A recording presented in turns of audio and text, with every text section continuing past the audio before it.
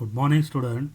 आपण मागच्या ऑनलाईन क्लासमध्ये debit and credit of golden रूल्सबद्दल आपण पाहिलेलं आहोत. Two aspect, two accounts, classification of accounts या संदर्भात त्या ठिकाणी एकंदरीत ॲक्टिव्हिटी शीटमध्ये दिलेले जे असेल ते आपण पाहिलेलं. आता ट्रॅडिशनल अप्रोच जे असेल ते traditional approach two aspect, two accounts involved, classification of accounts, rules applied, accounts to be debited, accounts to be credited याबद्दल समजून घेऊया.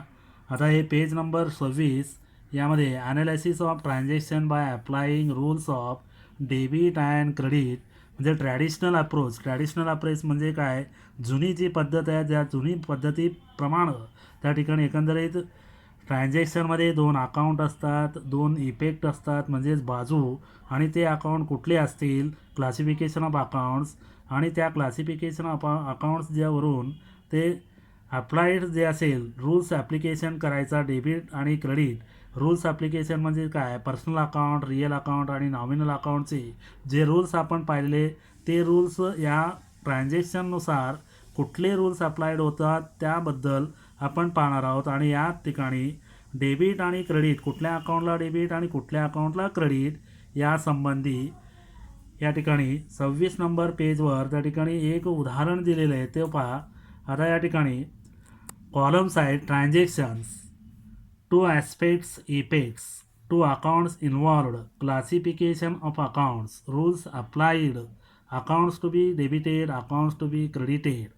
आता यामध्ये पहिलं जे काय ट्रान्झॅक्शन दिलेलं आहे त्या ठिकाणी ट्रान्झॅक्शन आहे कमेन्स्ड बिझनेस विथ कॅश ₹50,000. 50,000 रुपयानं त्या ठिकाणी बिझनेस सुरुवात केलेलं आहे. या वाक्यावरून त्या ठिकाणी काय, दोन बाजू जे आहेत ते दोन बाजू असतील. 50,000 रुपये जे आहे ते 50,000 रुपये बिझनेसमध्ये आले म्हणजे पहिली बाजू जी आहे cash comes into the business, आणि 50,000 रुपये जो आहे ते 50,000 रुपये प्रोप्रायटरकडून त्या ठिकाणी मिळालेलं असल्यामुळं दुसरी बाजू proprietor is a giver of the capital, भांडवल पुरवलेलं आहे त्या बिझनेसला म्हणून प्रोप्रायटर इज द गिवर ऑफ द कॅपिटल. आणि त्याचबरोबर अकाउंट्स इन्वॉल्वड यामध्ये कॅश अकाउंट आहे, पैसे आलेत म्हणून कॅश अकाउंट, आणि त्याचबरोबर ते पैसे कोणाचे आहेत, प्रोप्रायटरचे आहेत. प्रोप्रायटरच्या संबंधी जे अकाउंट असेल तो अकाउंट म्हणजे कॅपिटल अकाउंट. आणि classification of accounts, cash account हा त्या ठिकाणी रिअल अकाउंट आहे आणि कॅपिटल अकाउंट हा पर्सनल अकाउंट आहे. आणि त्याचबरोबर रूल्स अप्लाइड, या ठिकाणी रूल्स कुठले अप्लाइड होत असतात. आता कॅश बिझनेसमध्ये आलेले म्हणजेच त्या ठिकाणी रिअल अकाउंटचे रूल्स काय आहेत, रिअल अकाउंटचे डेबिट व्हॉट कम्स इन, आणि त्याचबरोबर प्रोप्रायटरनं पैसे दिले म्हणजे त्या ठिकाणी गिवर कोण आहे, देणारा जो आहे तो देणारा म्हणजेच क्रेडिट द गिवर. आणि अकाउंट्स टू बी डेबिट पैसे आले, कॅश कम्स इन म्हणून कॅश अकाउंटला डेबिट, आणि कॅपिटल अकाउंट पर्सनल अकाउंट असल्यामुळं गिवरला त्या ठिकाणी क्रेडिट दाखवायचा. गिवरच्या संबंधी त्या ठिकाणी कॅपिटल अकाउंट आहे म्हणून कॅपिटल अकाउंटला क्रेडिट दाखवायचा. आणि त्याचबरोबर दुसरं त्या ठिकाणी ट्रान्झॅक्शन दिलेलं आहे पहा, advertisement paid ₹5,000 to Imran. Advertisement paid ₹5,000 to Imran. इम्रानला त्या ठिकाणी जाहिरातीसाठी 5,000 रुपये दिलेले, जाहिरातीसाठी 5,000 रुपये दिलेले. आता या ठिकाणी काय, नावाचा उल्लेख केलेला असल्यामुळं आपल्याला त्या ठिकाणी नावाचा उल्लेख केलेला असल्यामुळं नाव त्या ठिकाणी आपण पाहून ते पर्सनल अकाउंट असं म्हणतो, परंतु या ठिकाणी पेड असल्यामुळं एकंदरीत खर्च आहे म्हणून पहिली बाजू जी आहे ॲडव्हर्टाइजमेंट इज अन एक्सपेन्सेस, जाहिरात हा खर्च आहे आणि जाहिरात केल्यानं त्या ठिकाणी पैसे जाणार. दुसरी बाजू कॅश गोज आउट. आणि या ट्रान्झॅक्शनमध्ये दोन अकाउंट आहेत, ॲडव्हर्टाइजमेंट अकाउंट आणि कॅश अकाउंट. क्लासिफिकेशन ऑफ अकाउंट्समध्ये ॲडव्हर्टाइजमेंट अकाउंट हा नॉमिनल अकाउंट आहे आणि कॅश अकाउंट हा रिअल अकाउंट आहे. या ठिकाणी रूल्स अप्लाइड काय होईल तर नॉमिनल अकाउंटचा रूल्स त्या ठिकाणी काय, डेबिट ऑल एक्सपेन्सेस. त्याचबरोबर रिअल अकाउंटचा रूल्स आहे क्रेडिट व्हॉट गोज आउट. या ट्रान्झॅक्शनमध्ये ॲडव्हर्टाइजमेंट एक्सपेन्सेस केल्यामुळे पैसे गेलेले आहेत म्हणून क्रेडिट व्हॉट गोज आउट. आणि अकाउंट टू बी डेबिटेड, जे काही नॉमिनल अकाउंट असतील त्या नॉमिनल अकाउंटला त्या ठिकाणी डेबिट दाखवायचा, म्हणून या ट्रान्झॅक्शनमध्ये ॲडव्हर्टाइजमेंट अकाउंटला डेबिट आणि कॅश जाणार म्हणून कॅश अकाउंटला क्रेडिट. त्यानंतर पुढचा ट्रान्झॅक्शन आहे त्या ठिकाणी पहा, deposited cash into the Bank of India ₹10,000. बँकेत त्या ठिकाणी काय बँक ऑफ इंडियामध्ये 10,000 रुपये भरलं असं ट्रान्झॅक्शन आहे. आता ह्या ट्रान्झॅक्शनमधून दोन बाजू काय आहेत पहा. एकंदरीत बँकेत भरलं म्हणजे काय, बँक इज अ रिसिव्हर झालं. पहिली बाजू bank of India is a receiver, बँकेत रक्कम भरलं बिझनेसनं म्हणजे बिझनेसमधून रक्कम गेलं, म्हणून दुसरी बाजू cash goes out, cash goes out. आणि दोन अकाउंट आहेत, ते दोन अकाउंट म्हणजे बँक ऑफ इंडिया अकाउंट एक आणि कॅश अकाउंट दुसरं. त्याचबरोबर त्या ठिकाणी एक classification account, bank of India account हा पर्सनल अकाउंट आहे आणि कॅश अकाउंट हा रिअल अकाउंट आहे. पर्सनल अकाउंट असल्यामुळं पर्सनल अकाउंटचं या ठिकाणी काय रूल्सप्रमाणे debit the receiver, bank account पैसे घेणारी व्यक्ती असल्यामुळं त्या ठिकाणी डेबिट द रिसिव्हर, कॅश आपल्याकडून जातो म्हणून क्रेडिट व्हॉट गोज आऊट. आणि त्याचबरोबर bank of India account debit दाखवायचा आणि कॅश अकाउंट क्रेडिट दाखवायचा. त्यानंतर चौथं ट्रान्झॅक्शन दिलेलं आहे, परचेज्ड गुड्स फ्रॉम सुनील ₹13,000.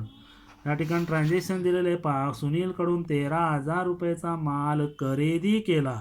13,000 रुपयाचा माल खरेदी केलेला असल्यामुळं या ट्रान्झॅक्शनमध्ये एकूण दोन बाजू आहेत. एक परचेज इज ॲन एक्सपेन्स, खरेदी हा खर्च आहे, आणि त्याचबरोबर या ठिकाणी काय उधारीवर त्या ठिकाणी खरेदी केलेले फक्त हे कुणाकडून खरेदी केलेलं आहे हे नावच दिलेलं आहे, कसा खरेदी केलेली दिलेलं नाही, दिलेलं नसल्यामुळं तो उधारीवरच खरेदी केलं असं गृहीत धरायचा. म्हणून सुनील इज अ गिव्हर, सुनीलकडून माल खरेदी केलेले आहे. दोन अकाउंट त्या ठिकाणी इन्व्हॉल्व आहेत, तो म्हणजे पहिला परचेज अकाउंट आणि दुसरा सुनील अकाउंट.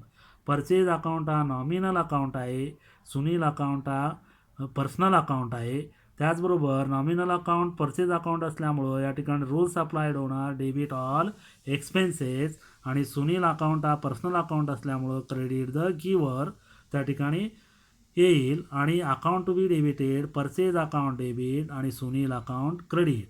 त्याचबरोबर त्यानंतर पुढचा ट्रान्झॅक्शन आहे पहा, सोल्ड गुड्स फॉर कॅश ₹12,000. या ट्रान्झॅक्शनमध्ये त्या ठिकाणी काय माल विकलेला आहे, रोखीनं विकलेलं आहे असं सांगितलेलं आहे. तर या ट्रान्झॅक्शनमध्ये दोन बाजू आहेत. रोखीनं विकल्यानंतर पैसे आपल्याला मिळणार म्हणून कॅश कम्स इन, आणि त्याचबरोबर विकलं हे जे काय इन्कम आहे, सेल्स इज ॲन इन्कम, ही दुसरी बाजू. आणि त्याचबरोबर या ट्रान्झॅक्शनमध्ये दोन अकाउंट आहेत, कॅश अकाउंट आणि सेल्स अकाउंट. त्याचबरोबर कॅश अकाउंट हा रिअल अकाउंट आहे आणि सेल्स अकाउंट हा नॉमिनल अकाउंट आहे. त्याचबरोबर रिअल अकाउंटचा या ठिकाणी रूल्स अप्लाइड होणार, डेबिट व्हॉट कम्स इन, विकल्यानंतर आपल्याला पैसे मिळाले म्हणून debit what comes in, cash comes in. आणि त्याचबरोबर त्या ठिकाणी काय विकलं हे इन्कम आहे, क्रेडिट ऑल इन्कम. आणि या ट्रान्झॅक्शनमध्ये कॅश अकाउंटला डेबिट दाखवायचा आणि सेल्स अकाउंटला क्रेडिट दाखवायचा. त्याचबरोबर पुढचा ट्रान्झॅक्शन आहे, रिसिव्ड कमिशन ₹4,500, रिसिव्ड कमिशन ₹4,500. यामध्ये कमिशन मिळालेले 4,500, म्हणजे इथं देखील आपल्याला कॅश मिळालेले पहिली बाजू, cash comes in first effect. आणि त्याचबरोबर commission received is an income, हे दुसरी बाजू. आणि या ट्रान्झॅक्शनमध्ये दोन अकाउंट आहेत, cash account, commission account. Cash account हा रिअल अकाउंट आहे, कमिशन अकाउंट हा नॉमिनल अकाउंट आहे. आणि रिअल अकाउंटचे रूल्स अप्लाइड होणार, डेबिट व्हॉट कम्स इन. आणि नॉमिनल अकाउंटचा या ठिकाणी रूल्स अप्लाइड होणार, क्रेडिट ऑल इन्कम्स. कॅश अकाउंटला डेबिट आणि कमिशन अकाउंटला क्रेडिट. ओव्हरऑल या ट्रान्झॅक्शन या टेबलला त्या ठिकाणी ट्रॅडिशनल अप्रोच असं म्हटलं जातं. का तर या ठिकाणी काय गोल्डन रूल्स जे आपण पाहिलेले पर्सनल अकाउंटचे, रिअल अकाउंटचे आणि नॉमिनल अकाउंटचे जे रूल्स पाहिलेले त्या रूल्सप्रमाणे हा टेबल त्या ठिकाणी तयार केलेला आहे. म्हणजेच एकंदरीत या रूल्सवरून की आपल्याला कुठल्या अकाउंटला डेबिट आणि कुठल्या अकाउंटला क्रेडिट दाखवायचा यावरून आपल्याला कळालं तर आपल्याला पुढचा जे काही जर्नल हा टॉपिक आहे त्या जर्नलमध्ये एंट्री करत असताना आपल्याला एंट्री कुठलं कॅश अकाउंट डेबिट किंवा कॅपिटल अकाउंट क्रेडिट जे असेल ते आपल्याला इझी त्या ठिकाणी एंट्री करता येतं. म्हणून हे टेबल महत्त्वाचं आहे ट्रॅडिशनल अप्रोचप्रमाणे आणि त्याचबरोबर त्या ठिकाणी मॉडर्न अप्रोच यासंबंधी देखील आपण पाहणार आहोत. परंतु मॉडर्न अप्रोच जे असेल त्या मॉडर्न अप्रोचचा त्या ठिकाणी एकंदरीत की मॉडर्न अप्रोचचं थेरॉटिकल पार्ट जे असेल ते थेरॉटिकल पार्ट आपण पुढच्या तासाला पाहूया आणि ते थेरॉटिकल पार्ट पाहिल्यानंतर त्यावरील उदाहरण याच पद्धतीनं आपल्याला त्या ठिकाणी सोडून पाहायचं आहे.